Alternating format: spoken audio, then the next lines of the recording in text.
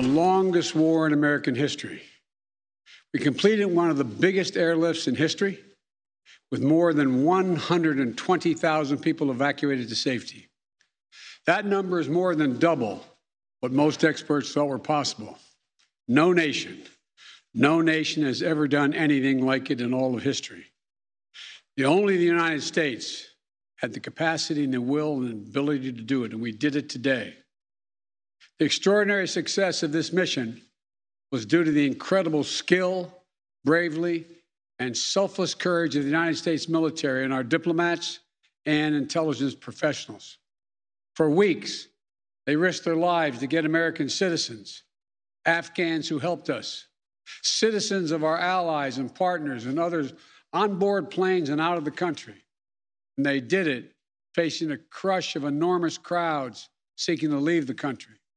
And they did it knowing ISIS-K terrorists, sworn enemies of the Taliban, were lurking in the midst of those crowds. And still, the women and men of the United States military, our diplomatic corps, and intelligence professionals did their job and did it well, risking their lives, not for professional gains, but to serve others, not in a mission of war, but in a mission of mercy. 20 service members were wounded in the service of this mission. 13 heroes gave their lives. I was just at Dover Air Force Base for the dignified transfer. We owe them and their families a debt of gratitude we can never repay, but we should never, ever, ever forget. In April, I made a decision to end this war. As part of that decision, we set the date of August 31st for American troops to withdraw. The assumption was that more than 300,000 Afghan national security forces that we had trained over the past 2 decades and equipped would be a strong adversary in their civil wars with the Taliban. That assumption that the Afghan government would be able to hold on for a period of time beyond military drawdown turned out not to be accurate. But I still instructed our national security team to prepare for every eventuality, even that one. And that's what we did. So we were ready when the Afghan security forces, after 2 decades of fighting for their country and losing thousands of their own, did not hold on as long as anyone expected. We were ready when they and the people of Afghanistan watched their own government collapse and their president flee amid the corruption and malfeasance, handing over the country to their enemy, the Taliban, and significantly increasing the risk to U.S. personnel and our allies.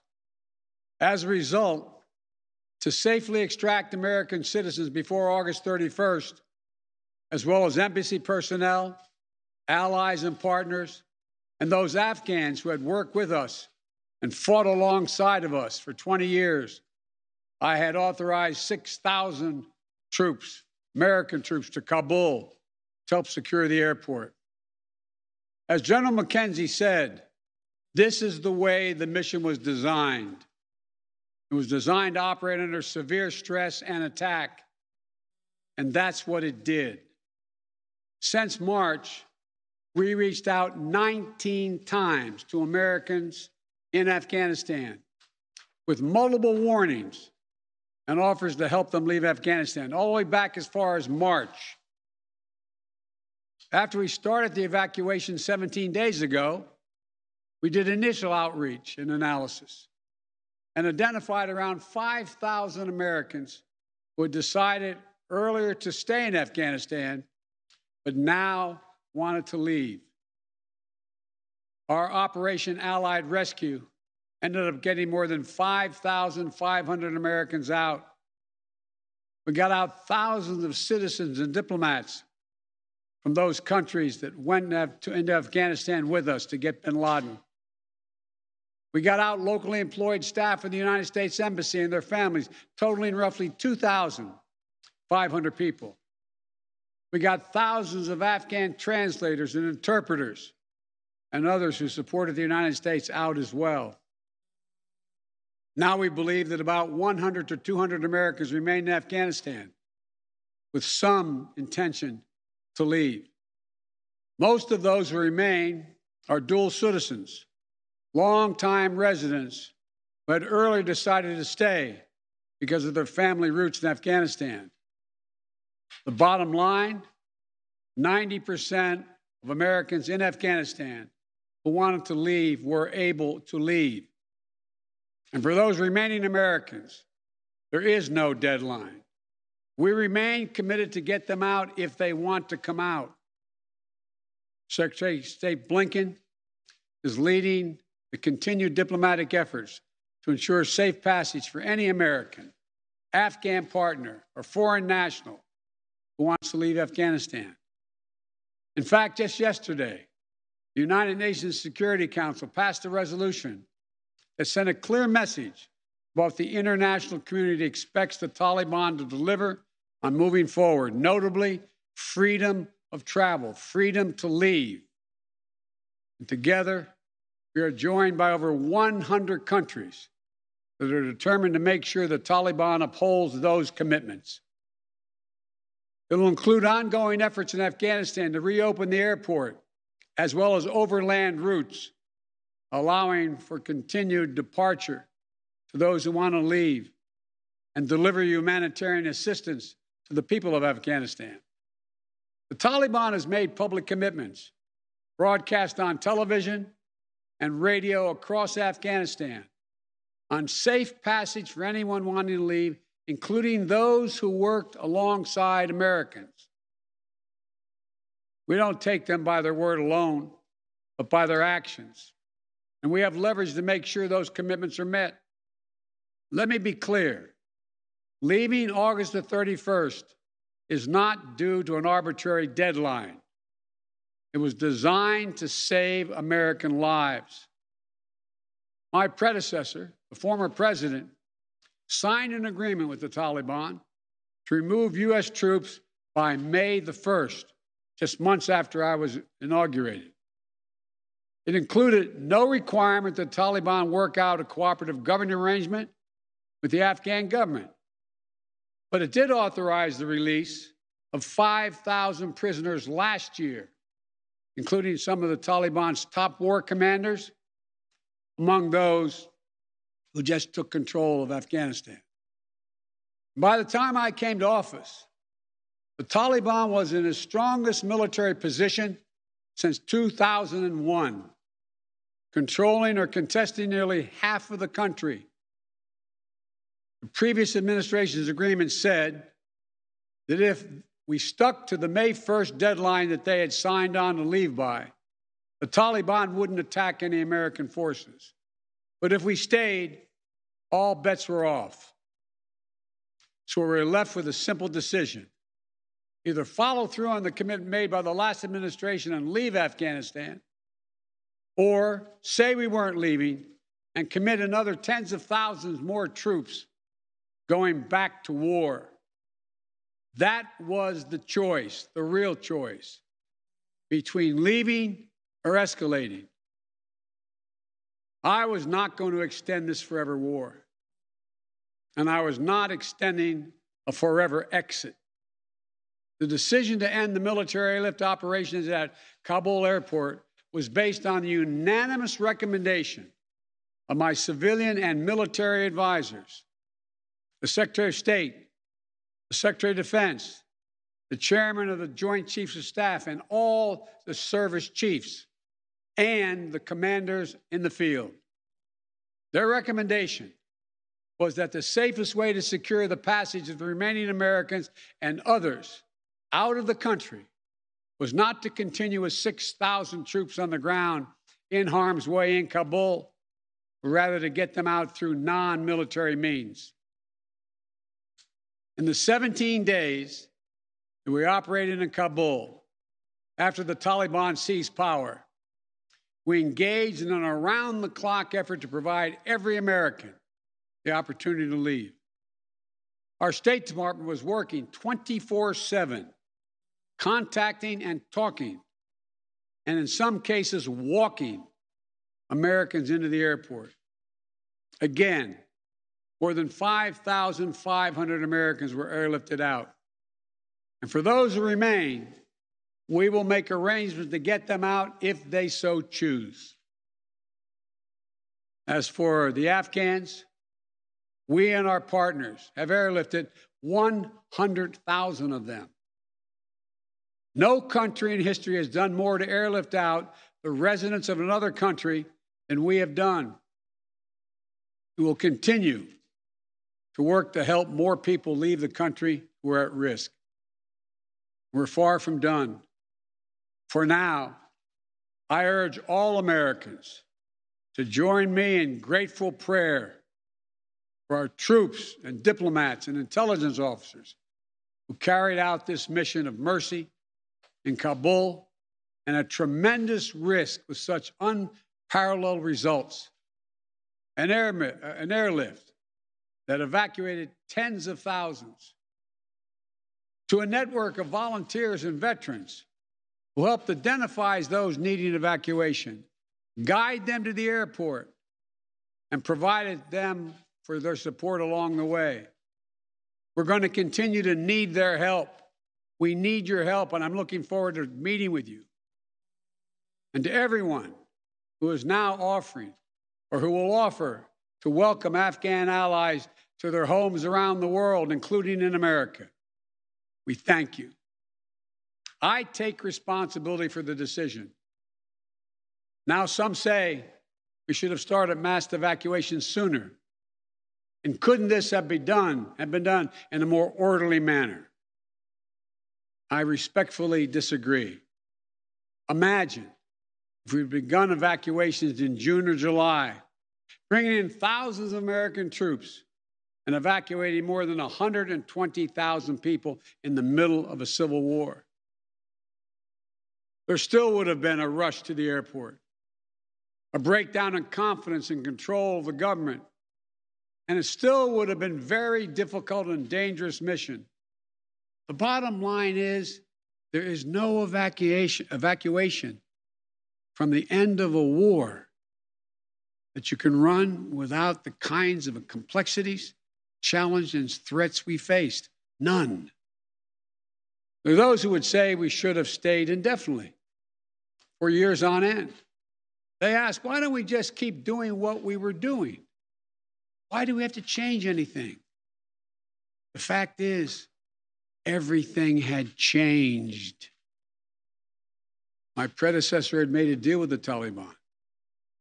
When I came into office, we faced a deadline, May 1. The Taliban onslaught was coming. We faced one of two choices: follow the agreement of the previous administration and extend to have more time for people to get out, or send in thousands of more troops and escalate the war. To those asking for a third decade of war in Afghanistan, I ask, what is the vital national interest? In my view, we only have one: to make sure Afghanistan can never be used again to launch an attack on our homeland. Remember why we went to Afghanistan in the first place?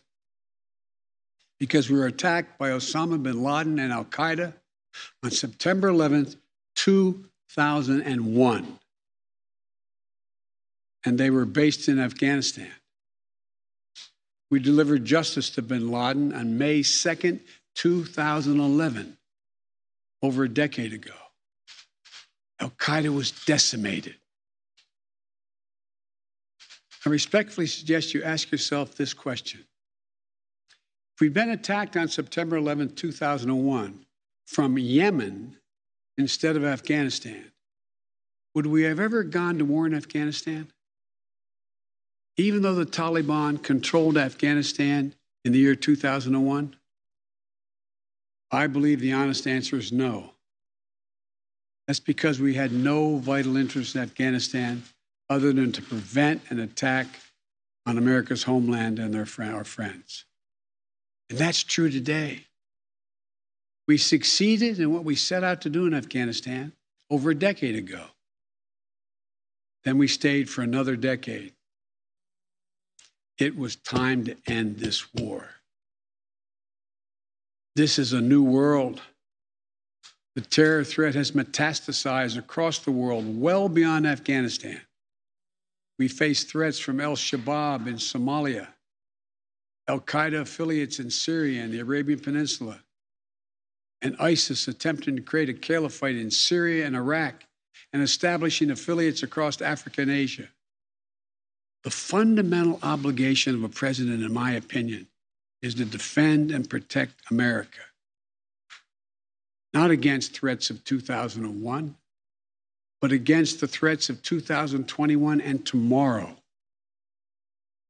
That is the guiding principle behind my decisions about Afghanistan. I simply do not believe that the safety and security of America is enhanced by continuing to deploy thousands of American troops and spending billions of dollars a year in Afghanistan. But I also know that the threat from terrorism continues in its pernicious and evil nature. But it's changed, expanded to other countries. Our strategy has to change too. We will maintain the fight against terrorism in Afghanistan and other countries. We just don't need to fight a ground war to do it. We have what's called over-the-horizon capabilities, which means we can strike terrorists and targets without American boots on the ground, or very few if needed. We've shown that capacity just in the last week.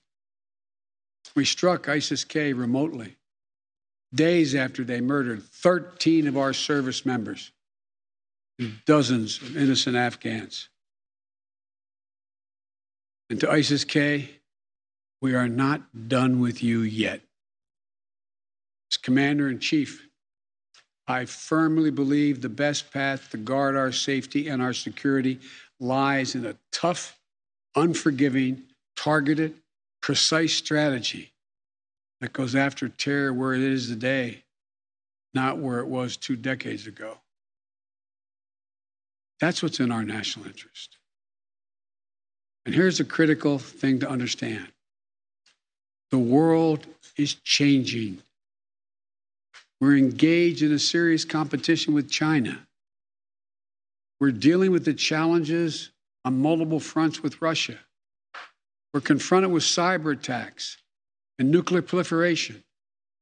We have to shore up America's competitiveness to meet these new challenges in the competition for the 21st century. We can do both.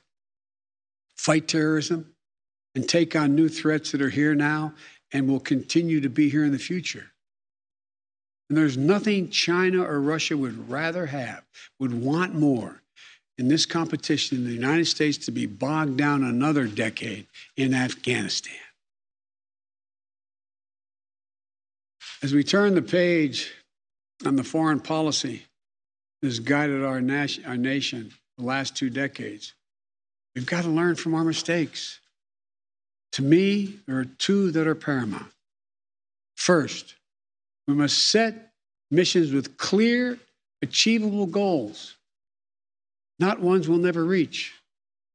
And second, we must stay clearly focused on the fundamental national security interest of the United States of America. This decision about Afghanistan is not just about Afghanistan. It's about ending an era of major military operations to remake other countries. We saw a mission of counterterrorism in Afghanistan, getting the terrorists and stopping attacks, morph into a counterinsurgency, nation building, trying to create a democratic, cohesive, and united Afghanistan, something that has never been done over many centuries of Afghan history. Moving on from that mindset and those kind of large-scale troop deployments will make us stronger and more effective and safer at home. And for anyone who gets the wrong idea, let me say clearly, to those who wish America harm, to those who engage in terrorism against us or our allies, know this: the United States will never rest. We will not forgive, We will not forget. We will hunt you down to the ends of the earth, and you will pay the ultimate price. And let me be clear. We'll continue to support the Afghan people through diplomacy, international influence, and humanitarian aid. We'll continue to push for regional diplomacy engagement to prevent violence and instability. We'll continue to speak out for the basic rights of the Afghan people, especially women and girls, as we speak out for women and girls all around the globe. And I've been clear that human rights will be the center of our foreign policy. But the way to do that is not through endless military deployments, but through diplomacy, economic tools, and rallying the rest of the world for support. My fellow Americans, the war in Afghanistan is now over. I'm the fourth president who has faced the issue of whether and when to end this war. When I was running for president, I made a commitment to the American people that I would end this war. Today, I've honored that commitment. It was time to be honest with the American people again. We no longer had a clear purpose in an open-ended mission in Afghanistan. After 20 years of war in Afghanistan, I refused to send another generation of America's sons and daughters to fight a war that should have ended long ago. After more than $2 trillion spent in Afghanistan, costs that researchers at Brown University estimated would be over $300 million a day for 20 years in Afghanistan, for 2 decades. Yes, the American people should hear this. $300 million a day for 2 decades. If you take the number of 1 trillion, as many say, that's still $150 million a day for 2 decades. What have we lost as a consequence in terms of opportunities? I refuse to continue a war that was no longer in the service of the vital national interest of our people. And most of all, after 800,000 Americans serving in Afghanistan, I've traveled that whole country, brave and honorable service. After 20,744 American servicemen and women injured, and the loss of 2,461 American personnel, including 13 lives lost just this week, I refuse to open another decade of warfare in Afghanistan. We've been a nation too long at war. If you're 20 years old today, you've never known an America at peace. So when I hear that we could have, should have, continued the so-called low-grade effort in Afghanistan at low risk to our service members, at low cost, I don't think enough people understand how much we have asked of the 1% of this country who put that uniform on, willing to put their lives on the line in defense of our nation. Maybe it's because my deceased son, Bo, served in Iraq for a full year. Before that, well, maybe it's because of what I've seen over the years as senator, vice president, and president traveling these countries. A lot of our veterans and their families have gone through hell. Deployment after deployment. Months and years away from their families. Missed birthdays. Anniversaries. Empty chairs at holidays. Financial struggles. Divorces, loss of limbs, traumatic brain injury, post-traumatic stress. We see it in the struggles many have when they come home. We see it in the strain on their families and caregivers. We see it in the strain on their families when they're not there. We see it in the grief borne by their survivors. The cost of war they will carry with them their whole lives. Most tragically, we see in the shocking and stunning statistic that should give pause to anyone who thinks war can ever be low grade, low risk, or low cost. 18 veterans, on average, who die by suicide every single day in America. Not in a far-off place, but right here in America. There's nothing low grade or low risk or low cost about any war. It's time to end the war in Afghanistan. As we close 20 years of war and strife and pain and sacrifice, it's time to look to the future, not the past, to a future that's safer, to a future that's more secure, to a future that honors those who served and all those who gave what President Lincoln called their last full measure of devotion. I give you my word with all of my heart. I believe this is the right decision, the wise decision, and the best decision for America. Thank you. Thank you, and may God bless you all, and may God protect our troops.